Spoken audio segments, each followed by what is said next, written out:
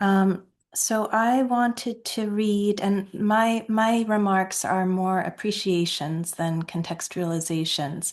What really struck me reading this collection is how rare it is to have the opportunity to to see a poet at work, to see a poet becoming a poet, and to journey along with them as they are discovering the language that they're writing in, that this journey is happening concurrently. I mean, I was reminded of William Blake's Songs of Innocence and Experience. Tenny's poems, so many of them are from this position of innocence, or from experience, or combining the two. And there's so much wisdom in these poems, that are presented, as others have said, in very simple terms. And that's genius, to be able to write very simply, but to have the meaning be so deep. So, two poems in this collection, that I think give us a clue to this process are Ast Ast the Ant, Here There, and Inchu, Why. And I'd love for Jesse to read Why in Armenian first, and then I'll read it in English, and then I'll comment on Ast Ant as well. Jesse, would you mind? Certainly, thank you. Inchu. Երբ մեկը փոքր է, ամբողջ աշխարհը հարցումի մեզ է։ Բզդիգին երևակայությունը կաջի միշտ, կքոյանա։ Ներքին մտածող հոգին, միտքը շատ գեղեցիկ է, որովհետև ինչուներով լեցված է։ Ճաշին ու ընթրիքին կհարցնեն ինչու։ Թասարանի մեջ կհարցնեն ինչու։ Քունան առաջ կհարցնեն ինչու։ Միշտ զարմանքի մեջ են։ Բայց երբ մեկը չափահաս կդառնա, ինչուն կլա գիտեմ։ Բնավ չեն զարմանար, որովհետև կկարծեն, թե ամեն ինչ գիտեն։ Եթե ավելի հարցումներ հարցնեին, հավանաբար պատերազմ չունենայինք ու ավելի խաղաղություն տիրեր։ Thank you, Jesse. Why? When one is little, the whole world is like a question. The child's imagination is always growing, becoming. The internal thinking spirit, the mind, is very beautiful because it is filled with whys. At lunch and dinner, they ask why. In the classroom, they ask why. Before bed, they ask why. They are always wondering. But when one becomes an adult, why becomes I know. They never wonder because they think they know everything. If they asked more questions, maybe we would not have war and peace would reign more.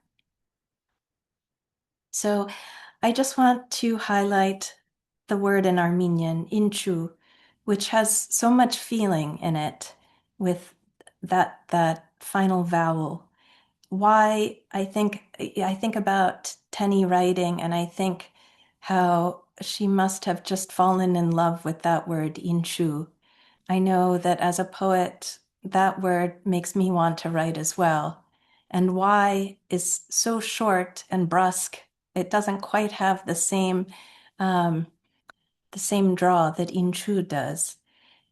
But the idea behind it, I think, is applicable, obviously, to both Armenian and English, that the place of unknowing, and whether that's unknowing about the world, whether it's unknowing about the language, it's the place of unknowing that becomes the site of poetry.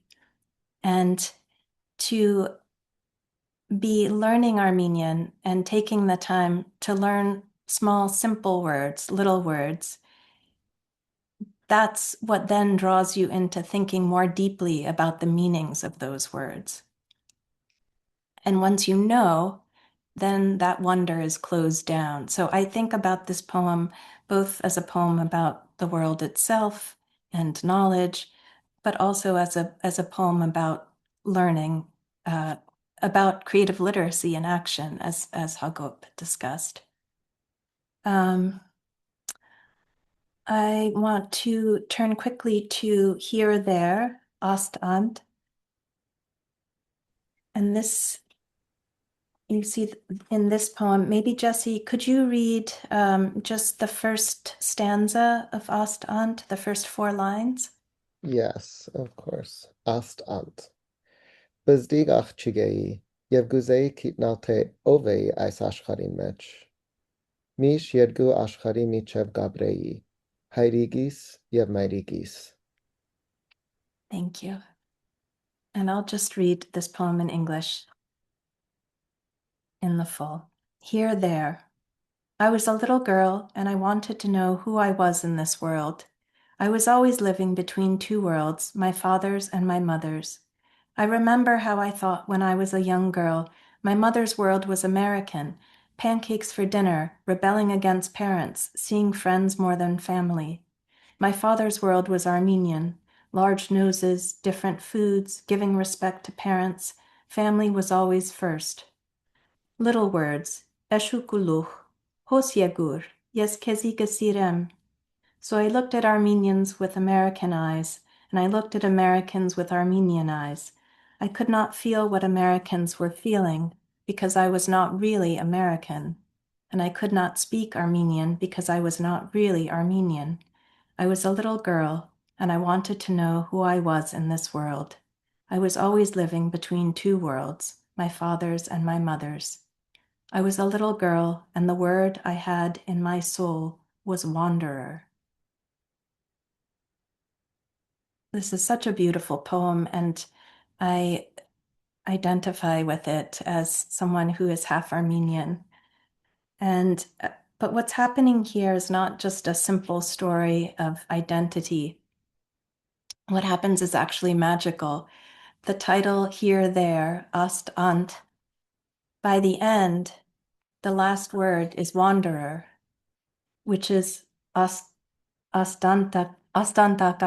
So you have ost and ant becoming the noun ostantakan, which is really just a miracle, I think, to be able to see how through the writing of the poem, the poet goes from being between and